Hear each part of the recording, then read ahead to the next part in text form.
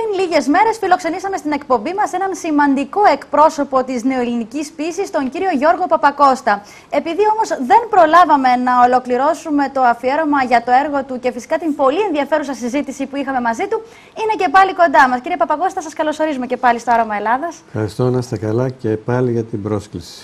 Εμείς σας ευχαριστούμε που είστε εδώ και ακούμε τόσο ωραία και διδακτικά πράγματα από εσάς. Να είστε καλά. Μιλούσαμε τόση ώρα την περασμένη φορά και δεν μας είπατε πόσα έργα σας έχουν εκδοθεί μέχρι σήμερα. Έχω εκδώσει 13 έργα μέχρι σήμερα και ήδη είναι και το 14ο στη διαδικασία της έκδοσης. Επομένως βρίσκεστε σε διαδικασία συγγραφής. Ναι. Σε διαδικασία δημιουργίας. Να σας πω ότι τα τελευταία μου έργα έχουν βγει από διάφορους εκδοτικούς οίκους και τα τελευταία μου έργα βγαίνουν από τον εκδοτικό οίκο του Χάρη Πάτση, ο οποίος Χάρης Πάτσης έχει φύγει πλέον από την Ελλάδα, έχει εγκατασταθεί στην Μεγάλη Βρετανία και εκεί θα συνεχίσει πλέον το έργο. Είναι μια απώλεια βέβαια για την Ελλάδα, για τα γράμματα, τα ελληνικά, αλλά δυστυχώς λόγω της κρίσης αναγκάστηκε να φύγει. Τώρα που αναφερθήκατε στη Μεγάλη Βρετανία, να πούμε επίσης στους τηλεθεατές μας ότι τα έργα σας έχουν εγκριθεί από την Εθνική Βιβλιοθήκη της Μεγάλης Βρετανίας. Ναι, έχουν εγκριθεί και από ό,τι μου είπε ο εκδότης μου ο Πάτσης, ίσως είμαι ο μοναδικός νεοέλληνας που έχουν εγκριθεί έργα από την Εθνική Βιβλιοθήκη της Μεγάλης Βρετανίας. Το 2008, κύριε Παπακώστα, εκπροσωπείτε τη χώρα μας στο μεγάλο φεστιβάλ της Εφέσου. Μιλήστε μας λίγο για αυτή την εμπειρία. Ναι, πραγματικά είναι, ξέρετε, βέβαια είναι η τρίτη φορά που εκπροσωπώ τη χώρα μας στο εξωτερικό, έργα μου που εκπροσωπούν τη χώρα μας στο εξωτερικό, αλλά για την Έφεσο ειδικά είμαι πολύ χαρούμενος και παράλληλα πολύ συγκινημένος. Καταρχήν, συγκινημένος γιατί παίχτηκε έργο μου στο αρχαίο θέατρο της Εφέσου, στα χώματα δηλαδή που γεννήθηκε ο μεγάλος μας Ηράκλειτος, στα χώματα που πατήσανε οι Ιώνες και είδαμε τελευταία αυτό το δράμα της Μικρασιατικής καταστροφής. Ευχαριστημένος δε γιατί έργο μου εκπροσώπησε τη χώρα μας. Πού? Πάλι στην Ελλάδα, γιατί η Μικρά Ασία ήταν η Ελλάδα. Μιλήσατε για Μικρασιατική καταστροφή και θυμήθηκα τώρα αυτό που είπε μια κυρία, ας μην αναφερθούμε στο όνομά της, ότι εκεί έγινε συνοστισμός. Δεν θέλω να χαρακτηρίσω, αλλά το μόνο που θα πω την κυρία ότι είναι ανιστόρητη. Γιατί είπε κι άλλα η κυρία Ρεπούς, είπε και για το Ζέλογκο. Πιστεύω ότι εάν δεν είναι γραμμή αυτή να κατηργήσουν πλέον την Ελλάδα μας, αν δεν είναι σκοπιμότητα, είναι ανιστόρητη. Ένας άλλος καλεσμένος που είχε έρθει εδώ... Θέλω να σας πω εδώ για την Έφεσο ότι το έργο λέγεται Δώρεον Φως, γράφτηκε, τη μουσική έχει γράψει ο σπουδαίος συνθέτης, ο ελληνοκύπριος συνθέτης Μιχάλης Χριστοδουλίδης, με σολίστα τον μεγάλο μας τον τενόρο τον Μάριο Φραγκούλη και με αφηγητή τον Γρηγόρη Βαλτινό. Ο ήλιος θείου εν, κοσμογόνε του φωτός, της ιερής πέτρας σειράγα, μέσα στο αίμα του κάθε ναού βαθιά, στου καιρού το ρήθρο, θα φυλάει τη δύναμη του πυρός, τη δύναμη της κίνησης, του κεραυνού το σύμβολο, που χάραξε βαθιά μέσα στα σπλάχνα της η δική σου νίκη, με τα αόρατα δικά σου χέρια, το όνομά σου και το όνομά της. Σέλας, Σέλας, Ελλάς.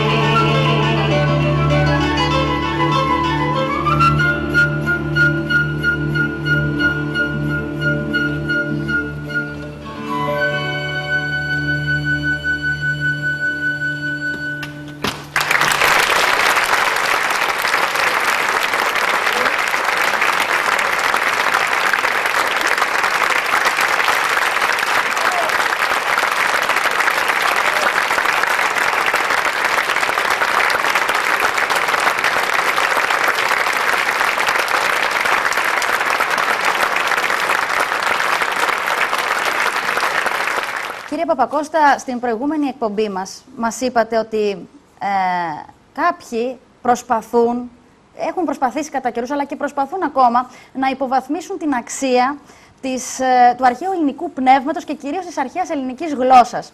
Εσείς ως πνευματικός άνθρωπος που είστε, τι θα απαντούσατε, τι θα λέγατε σε όλους αυτούς που εμπλέκονται σε αυτές τις προσπάθειες? Τις συστηματικές, όπως τις έχετε χαρακτηρίσει. Θα απαντήσω με ένα γνωμικό του Βίκτορ Σογκό. Ο κόσμος θα ήταν φτωχότερος χωρίς την Ελλάδα. Και αν θέλετε να προχωρήσω και στον Νίτσε, τι είπε ο Νίτσε, ότι όταν το ρωτήσαν οι φοιτητές του τι θα διαβάσουν, τους απήντησε αρχαίους Έλληνες φιλοσόφους. Και όταν το ρωτήσαν οι φοιτητές, αν τους διαβάσουμε, απήντησε ο Νίτσε, θα ξαναδιαβάσετε αρχαίους Έλληνες φιλοσόφους. Αυτό τα λέει όλα. Αλλά η αρχαία Ελλάδα, είπαμε ότι είναι η μήτρα που γέννησε τη σκέψη, όπου έγινε παγκόσμια, και μια που μιλάμε και για την ποίηση, γέννησε το μεγαλύτερο ποιητή, τον Όμηρο, που άφησε κληρονομιά στην ανθρωπότητα δύο μέγιστα λογοτεχνικά έργα, την Ιλιάδα και την Οδύσσεια, όπως ξέρετε, που πάνω από 3.000 χρόνια η γοητεία των έργων παραμένει άθικτη σε ολόκληρο τον κόσμο. Αυτό νομίζω κάτι σημαίνει. Για αυτούς που θέλουν να λένε ότι τα αρχαία ελληνικά δεν χρησιμεύουν. Ότι είναι νεκρή γλώσσα, ότι το έχουν είναι πει νεκρή και γλώσσα, αυτό. δυστυχώς, και αυτό ξεκίνησε το 79-80, θυμάμαι καλά, με πρωθυπουργία Ράλη, που κατήργησε τα αρχαία ελληνικά στα σχολεία. Και μάθαμε γιατί τα κατήργησε, με ποιες εντολές κατηργηθήκαν τα αρχαία ελληνικά. Τη στιγμή που σήμερα σε όλα τα πανεπιστήμια του κόσμου δημιουργούνται αρχαιοελληνικές έδρες. Το 1993 μόνο ο κύριος Σουφλιάς επανέφερε την αρχαία ελληνική γλώσσα από την πρώτη γυμνασίου. Το ξέρω γιατί τότε πήγα στο γυμνάσιο. Νομίζω μεταφρασμένη πάλι. Όχι, από το πρωτότυπο. Ναι. Από το πρωτότυπο. Η αρχαία ελληνική γλώσσα διευρύνει το πνεύμα. Όπως λέω σε ένα στίχο μου ότι η ποίηση είναι η διαστολή της ψυχής, διαστέλει την ψυχή, έτσι ακριβώς και η αρχαιοελληνική γλώσσα διαστέλει το πνεύμα. Αυτό ίσως δεν συμφέρει σε ορισμένους. Και στην Ελλάδα δυστυχώς. Δεν τους συμφέρει, κύριε Παπακώστα, ή θέλουν να δημιουργούν εντυπώσεις και να ανεβάζουν τη δημοτικότητά τους με κάποιες έτσι ακραίες δηλώσεις? Όχι, δεν νομίζω σκοπιμότητες είναι. Είναι σκοπιμότητες. Δεν θέλω να επεκταθώ σε αυτό το θέμα άλλο. Γνωρίζω πράγματα, αλλά δεν θέλω να επεκταθώ. Είναι σκοπιμότητες. Η αρχαιοελληνική γλώσσα, λοιπόν, τη μιλάμε. Είναι δηλαδή μια γραμμή, λέτε, που κάποιος την έχει επιβάλει. Ακριβώς. Αλλά δεν μπορεί να καταργηθεί, γιατί είναι η συνέχειά μας η αρχαιοελληνική γλώσσα. Όπως πολλές φορές, κύριε Παπακώστα, προσπάθησαν να μας απομακρύνουν και από τη θρησκεία μας. Από την Ορθοδοξία. Αλλά απομακρύνεται ο Έλληνας από την Ορθοδοξία? Είναι η ιδέα. Είναι η ιδέα. Είναι άλλο χριστιανισμός. Γιατί θέλουν να μπλέκουν τον χριστιανισμό με την Ορθοδοξία. Είναι τρόπος. Είναι η ιδέα. Είναι αρχαιοελληνική ιδέα η Ορθοδοξία. Δεν πρόκειται να μας απομακρύνουν ποτέ. Δεν θα μπορέσουν ποτέ, γιατί το DNA μας δεν θα το επιτρέψει. Ακριβώς. Μία από τις πιο σημαντικές συνεργασίες που έχετε κάνει, και το αναφέραμε και στην προηγούμενη εκπομπή μας, είναι με τον μεγάλο Έλληνα συνθέτη Γιάννη Μαρκόπουλο. Ο κύριος Μαρκόπουλος, λοιπόν, έχει μιλήσει για το έργο σας και για εσάς. Ναι, έχει μιλήσει πολλές φορές ο μεγάλος μας συνθέτης, που πραγματικά αποτελεί ένα κόσμημα για την Ελλάδα, ο Γιάννης ο Μαρκόπουλος, και για την Ευρώπη, γιατί ξέρω πολύ καλά ότι έργα του παίζονται στην Ευρώπη και σε όλο τον κόσμο. Ο Γιάννης Μαρκόπουλος είναι οικουμενικός, θα έλεγα. Τα έργα του είναι βασισμένα πάνω στην αρχαία Ελλάδα. Και είναι ο μοναδικός Έλληνας Γι' αυτό συνθέτης. προφανώς βρήκατε και αυτόν τον κοινό παρανομαστή και συνεργαστήκατε. Ακριβώς. Θα δούμε βιντεάκι, απόσπασμα από την ομιλία που έχει κάνει για εσάς στην Παλιά Βουλή. Ακριβώς, ναι. Να το δούμε. Πέρυσι κάναμε μια πολύ μεγάλη εκδήλωση με το έργο μου «Λειτουργία του Ορφέα» πάνω σε αρχαία ορφικά κείμενα στην ελληνικότατη θεατρική σκηνή, το ωραίο θέατρο της Εφέσου. Πραγματικά είχαν μαζευτεί όλοι οι Τούρκοι, πάρα πολλοί κόσμος. Ήταν αφηγητής ο Καζάκος, ήταν η Φως Μουσικάλης ολόκληρη, ήταν η Ευχή Στραπαλίδωνος Αρμονία κτλ. Εκεί λοιπόν στην έναρξη είπαμε ελληνικές κουβέντες και μεταφράστηκαν στα αγγλικά που αφορούσαν πάλι την Ελλάδα και αφορούσαν και το τραγούδι του Αχιλλέα. Τους είπα ότι αυτός ο χώρος είναι της ευρύτερης ελληνικής Ανατολής και δεν έχουμε την πολυτέλεια να σκοτωνόμαστε μεταξύ μας, αλλά δεν έχουμε και την πολυτέλεια να μην κρατάμε την άμυνά μας, να μην υπερασπίζουμε τη χώρα μας, το σπίτι μας.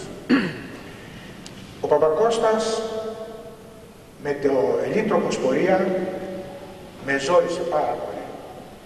Το βρήκα και με μεγάλη ένταση άρχισα να συνθέτω μουσική, συνεπαρμένος από δύο εκπληκτικές φράσεις που τον αναδεικνύουν από τους σημαίνοντες ποιητές της νέας γενιάς και ίσως από τους πιο σπουδαίους, αν μη τι άλλο, ο σημαντικότερος νέος ποιητής σήμερα. Τι συμβαίνει με αυτό? «Τιμένος με τη φλόγα της νίκης» είναι μια χρήσιμη φράση. Είναι ο σημερινός άνθρωπος ο οποίος πάει έτοιμος να τα δώσει όλα για όλα, να χτυπήσει όπου θέλει για να έχει τιμένος με τη νίκη της, να είναι με τη φλόγα, τιμένος με νίκη. Γιατί ένα απλό πράγμα υπάρχει.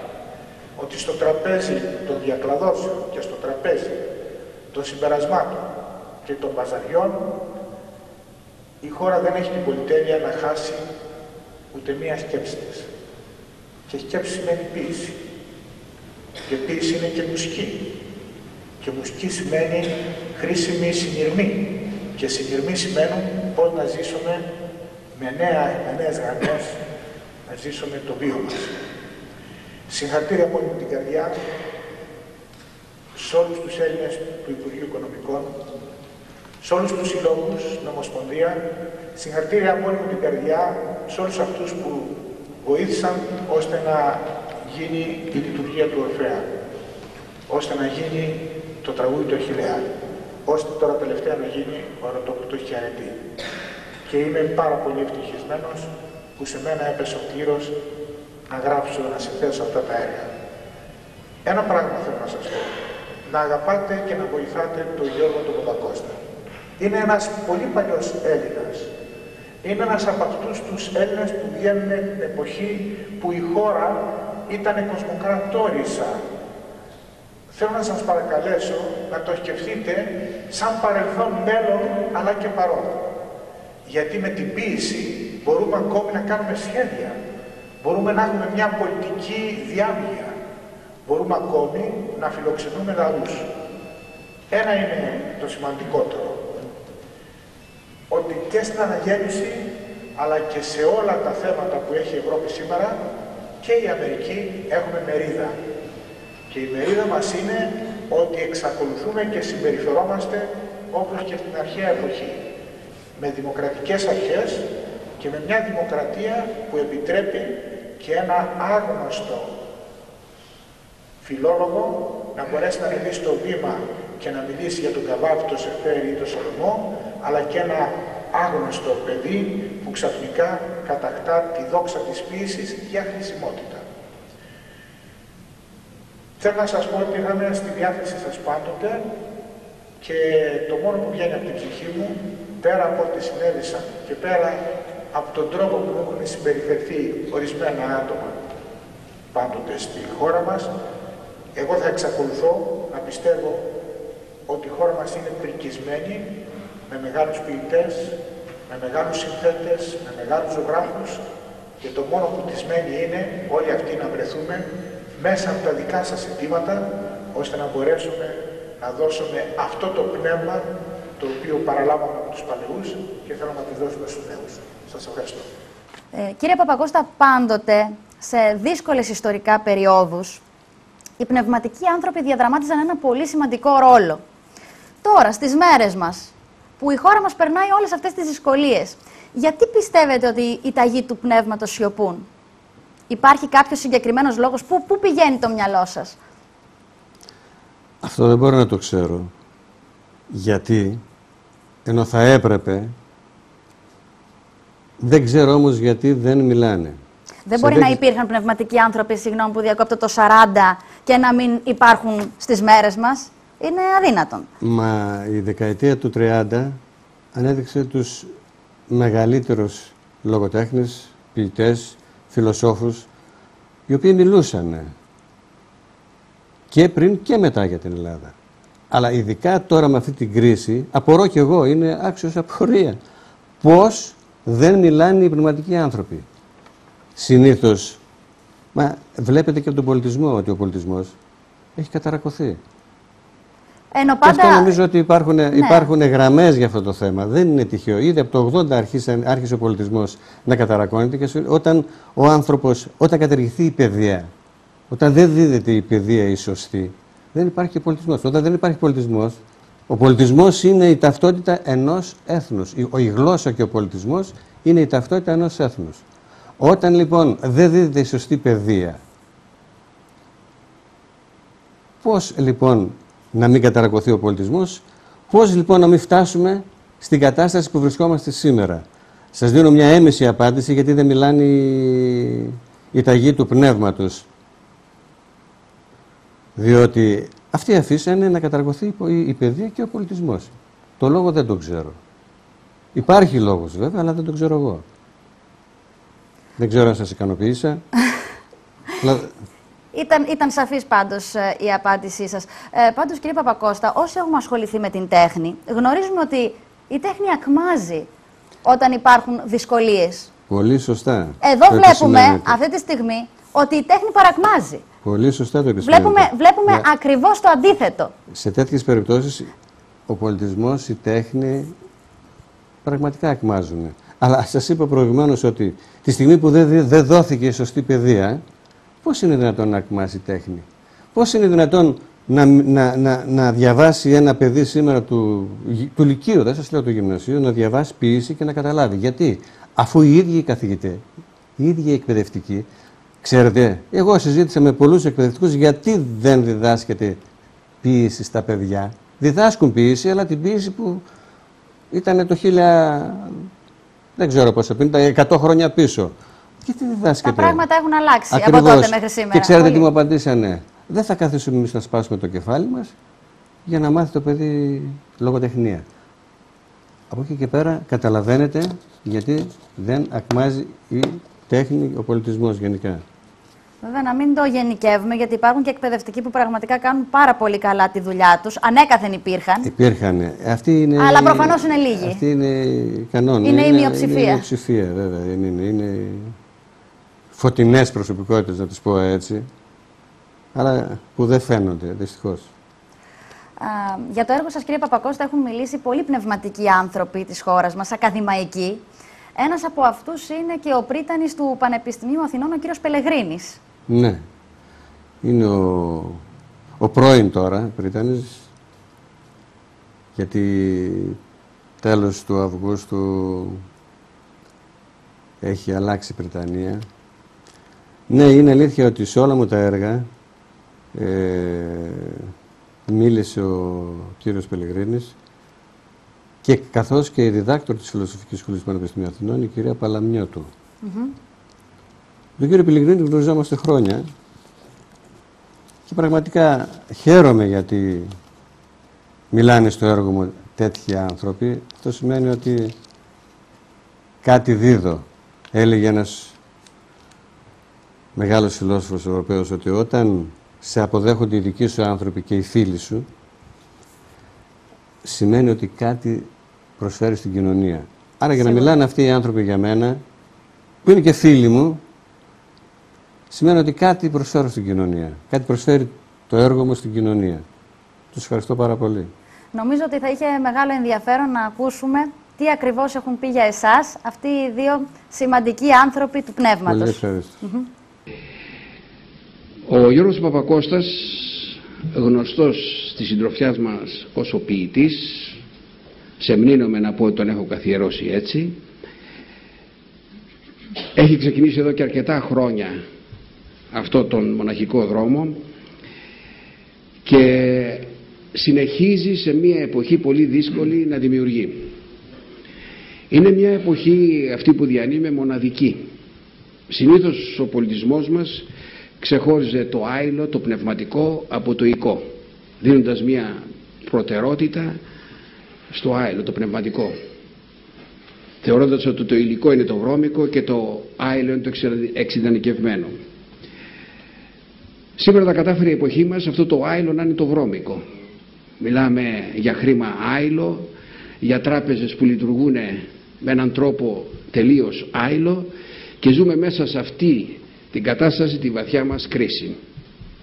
Είναι παρήγορο λοιπόν σε μια εποχή σαν τη δική μας να υπάρχουν άνθρωποι οι οποίοι συνεχίζουν αυτή την παράδοση, την ποιητική. Όπως είπα προηγουμένως, δεν θα μπω μέσα στο ίδιο το έργο, άλλωστε υπάρχουν σήμερα οι ωραιότατες κοπέλες οι οποίες θα μας αποδώσουν κομμάτια από την ποιητική δημιουργία του ποιητή. Δύο πράγματα θα ήθελα να πω. Ότι ο Γιώργος Παπακώστας ανήκει στη χωρία των ποιητών που δημιουργήθηκε από τον Παλαμά και τον Σχελιανό. Το ύφος του είναι επικολυρικό, διατρέχοντας πάντοτε τον κίνδυνο να περιπέσει στην ευτέλεια. Δηλαδή η απόσταση μεταξύ του επικολυρικού και του γελίου είναι πολύ μικρή. Χρειάζεται μεγάλη προσπάθεια, μεγάλη ισορροπία να κρατηθείς στο επίπεδο που πρέπει να κρατηθεί για να μεταφέρει την ευαισθησία και τη συγκίνηση που πρέπει να έχει η ποίηση. Έχω διαβάσει σχεδόν όλο το έργο του και μπορώ να πω ότι όλα αυτά τα χρόνια έχει κρατηθεί σε αυτό το επίπεδο, διατηρώντας αυτή την παράδοση, διότι από έναν κακώς εννοούμενο σειρμό συνήθως οι ποιητές καταφεύγουν στην ευτέλεια, νομίζοντας ότι με αυτόν τον τρόπο εντυπωσιάζουν. Θα λοιπόν να ευχηθώ στον ποιητή να είναι καλά και να συνεχίσει αυτή την προσπάθεια που εδώ και χρόνια έχει ξεκινήσει. Ευχαριστώ πολύ. Θα υπάρξει μία απαγγελία ποιημάτων της Αντζελίνας Σιδηροπούλου. Το πρώτο ποίημα ονομάζεται «Αν».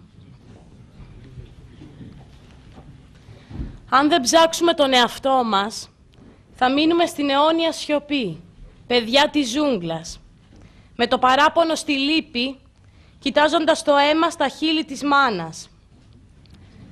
Χάθηκαν τα τόξα να ανοίξουμε πέρασμα στον κόσμο. Τα όνειρα θα μείνουν άχτιστα στις κορφές της σκέψης. Με ποιους ύμνους θα μας ενώσουν τα χρόνια που πέρασαν με τα χρόνια που θα έρθουν, αν δεν ημερέψουμε τους άγριους ωκεανούς μας. Έχω προλογίσει και έχω αναλύσει όλα σχεδόν τα έργα του Γιώργου Παπακώστα. Θα ήθελα να πω ότι ως διδάκτορ φιλοσοφίας και μάλιστα αισθητικής, του έχω πει ότι το έργο του, εκτός από λογοτεχνική και φιλολογική ανάλυση, το πρώτιστο που πάντα χρειάζεται είναι φιλοσοφική ανάλυση.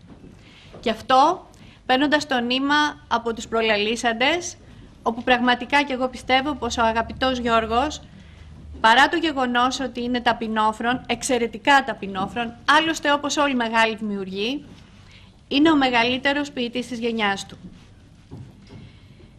Θα ξεκινήσω από το μύθο της Πανδώρας. Έτσι όπως αρχετυπικά αυτός αναπτύσσεται στο έργο του Ησιώδου, Έργα και ημέρε. Μετά αναπτύχθηκαν πολλοί μύθοι και πολλές εκδοχές του ιδίου μύθου. Λοιπόν, εκεί ο Δίας, για να τιμωρήσει τους ανθρώπους που πήραν τη φωτιά από τον Προμηθέα, έδωσε στον αδελφό του τον Επιμηθέα ένα πιθάρι και όχι κουτί. Και αυτό ήταν ένα δώρο από την αρχετυπική γυναίκα, την Πανδώρα. Αυτή έβγαλε το μεγάλο πόμα από το πιθάρι, σκόρπισε όλα τα κακά, φέρνοντας θλίψεις στους ανθρώπους. Και στο πόμα του πιθαριού έμεινε μόνο η ελπίδα. Η ερμηνεία αυτού του γεγονότος καθίσταται δύσκολη. Συχνά πολλοί συζητούν, μα η ελπίδα είναι κάτι κακό? Και αν ήταν κακό, γιατί την άφησε ο Δίας να μην βγει, αλλά να μείνει μες στο πιθάρι? Η ελπίδα είναι κάτι καλό?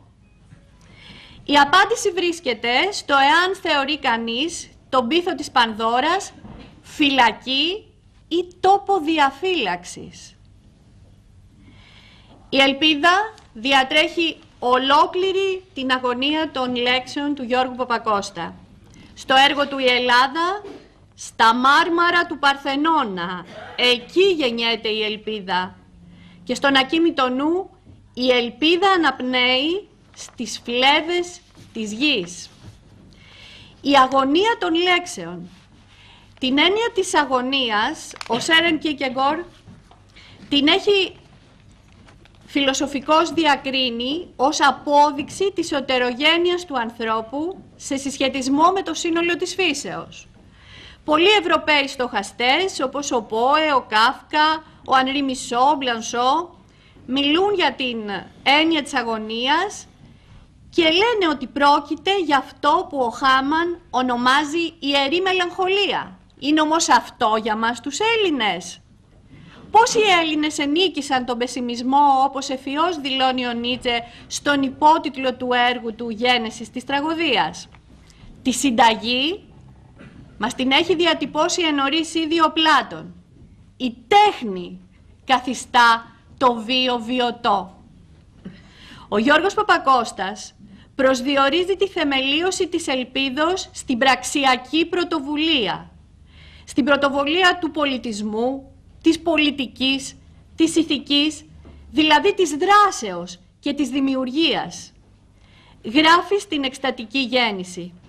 Στο μυστικό χώμα που κρατάει τα μέταλλα της απλότητας, είδα τον άνθρωπο να φωτίζει την ανεκτήμητη ισχυρόκαρδη αρετή.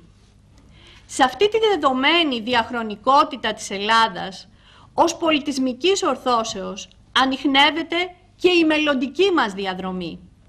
Όπως αναφέρει ο ποιητής στη μέθη του Μαγιού, άρμα από άγρια χώρα μάλογα τις αστραπές, κάνεις να σπάζουν οι κορώνες των άστρων και τ' άσπρο από γυαλί χώμα να καθρεφτίζεται ο γαλαξίας της όμορφης πατρίδας μου. Και στο χώμα και πέτρα βρίσκεται στα αγκάλιασμα της άθικτης Θεσσαλίας, μαζί με τον Απόλλωνα. Και εκεί στάγραφα παραμένει αναλύωτη η μορφή της ηλικίας. Στις έντονες ημέρες που περνάμε, Τώρα που οι δάνειες ψευδαισθήσεις κάθε είδους εξέπεσαν, όχι μόνο στη χώρα μας, αλλά παγκοσμίως, το μήνυμα της υποχρεωτικής συνέχειας, καθήκον και μονόδρομος ευθύνης μας στους προγόνους, αλλά κυρίως στους απογόνους μας, ηχεί στεντόριο, στο έργο του Αν. Αν δεν ψάξουμε τον εαυτό μας, θα μείνουμε στην αιώνια σιωπή. Παρόλο που τα πράγματα στη χώρα μας, κύριε Παπακώστα, δεν πηγαίνουν καλά, είναι γεγονός αυτό, εμείς πάντα θέλουμε να δίνουμε στους τηλεθεατές μας ένα μήνυμα αισιοδοξίας, ένα μήνυμα χαράς. Ακριβώς. Πώς θα κλείσουμε λοιπόν τη σημερινή μας συζήτηση και αυτό το αφιέρωμα που έχουμε κάνει για το έργο σας? Θέλω να πω ότι ο άνθρωπος, δεν μιλάω απλά για τον Έλληνα, ο άνθρωπος πρέπει να διαβάζει. Και πρέπει να διαβάζει όλων των ειδών τη λογοτεχνία, αλλά περισσότερο ποίηση, γιατί η ποίηση σου προσφέρει ανάταση ψυχής. Άρα αισιοδοξία. Σε μεταφέρει σε έναν άλλο κόσμο. Σε μεταφέρει σε έναν κόσμο ιδεατό. Ξεφεύγει από την πραγματικότητα, αλλά και ο ιδεατός κόσμος σε παροτρύνει να ονειρεύεσαι, να οραματίζεσαι. Από αυτό το έργο που παίχτηκε, από τον Αλέξανδρο που παίχτηκε στις Πυραμίδες, δίνω μια αισιοδοξία σε όλο το έργο, αλλά πιο πολύ στο τέλος, σε ένα τραγούδι που λέω για τους Έλληνες, για μεγάλο ταξίδι. Γιατί το αξίζουμε. Ερχόμαστε από μεγάλο ταξίδι, αλλά πρέπει να πάμε σε πολύ μεγαλύτερο ταξίδι. Αυτό να μην το ξεχνούν οι Έλληνες. Ευχαριστώ πάρα πολύ. Εμείς σας ευχαριστούμε που ήρθατε στο Άρωμα Ελλάδας για όλα αυτά τα ενδιαφέροντα πράγματα που μας είπατε. Κύριε Παπακώστα, τι να πω, καλή συνέχεια σε ό,τι κάνετε και να συνεχίσετε να δημιουργείτε. Να είστε καλά. Να ευχηθούμε να πάει μπροστά η χώρα μας. Τίποτα άλλο. Πάμε λοιπόν, κύριε Παπακώστα, να ακούσουμε το τελευταίο τραγούδι από το έργο σας «Αλέξανδρος ο Διοπλάητος και Μέγας». Ερμηνεύει ο Πέτρος Γαϊτάνος. Ναι, ερμηνεύει ο Πέτρος Γαϊτάνος. Θέλω να σας ευχαριστήσω πάρα πολύ για την πρόσκληση στην εκπομπή σας.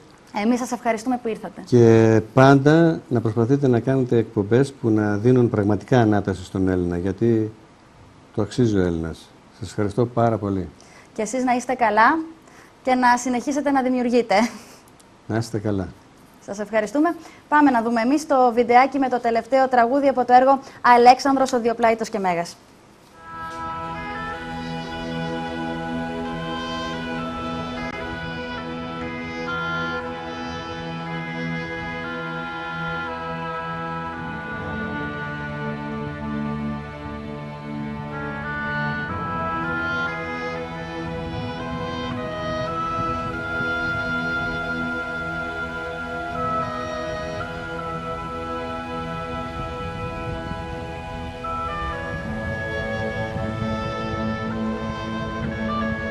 Πόλη των τραγικών άνοιξε την πόρτα του ήλιου να φανεί ο προορισμός σου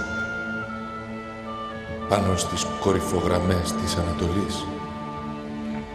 Και εσύ, κρατώντας τα παντοδύναμα χέρια σου την ελεύθερη ύπαρξη, γίνεσαι η σκιά των Περσών με την εικόνα των αιώνιων θεών μπροστά σου. Εκεί στη Φινίκη, μαζί με τους Πανέλληνες, ανέβηκες σε βάθρα γαλάζια. Τραγουδώντας κρατούσες στα χέρια σου το σφιγμό της γης. Εκεί το ελληνικό χρώμα μεταμορφώθηκε σε ησημέριο φως. Ηχούν οι σάλπιγγες στο δέλτα του Νείλου, να ανοίξουν οι πόρτες, να περάσουν οι Μακεδόνες. Και εσύ, Αλέξανδρε, περπατώντας πάνω στα νερολούλουδα, στις καταπράσινες κοιλάδες, αντάμα με το τραγούδι των Φινικιών, φέρνεις της νίκης την άνοιξη μαζί με μια υπόσχεση. Την υπόσχεση των Ελλήνων που κεντρίζει τη σιωπή στο μακρινό τους ταξίδι, ενός καινούριου θαύματος, μιας καινούριας Ιθάκης.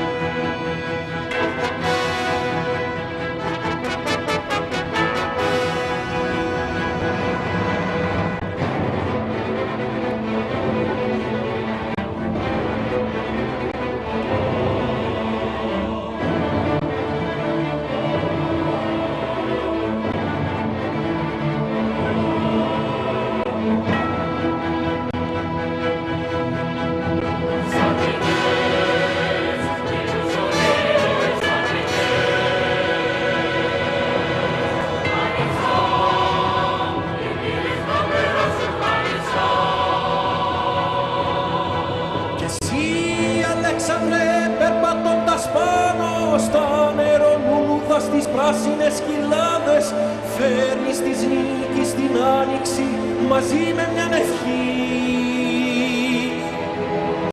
Κι εσύ, Αλέξανδρε, περπατώντας πάνω στα νερολούλουδα στις πράσινες κοιλάδες, φέρνεις της νίκης την άνοιξη μαζί με μιαν ευχή.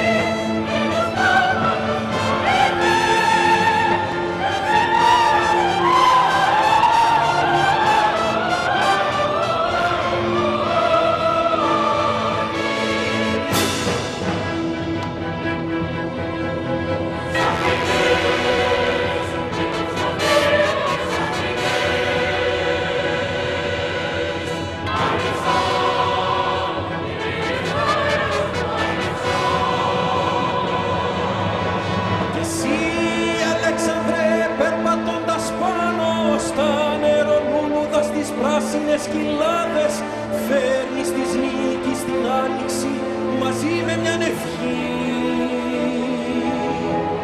Κι εσύ, Αλέξανδρε, περπατώντας πάνω στα νερολούδα στις πράσινες κοιλάδες, φέρνεις της νίκης την άνοιξη μαζί με μιαν ευχή.